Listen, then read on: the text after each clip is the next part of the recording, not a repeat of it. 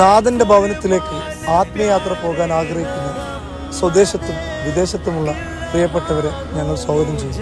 മുഴുവൻ സമയവും സേവനങ്ങളും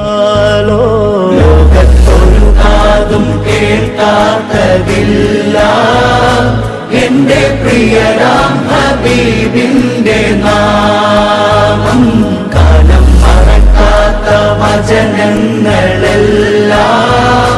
തിരുനാവാലെ മൊഴിഞ്ഞുള്ള നാദം.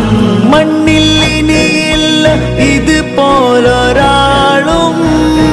ജന്മം നമുക്കായി സമർപ്പിച്ചതേ. മണ്ണിൽ ഇനിയില്ല ഇതുപോലൊരാളും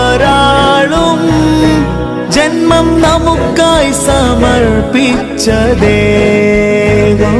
തീയും കനലും പതക്കുന്ന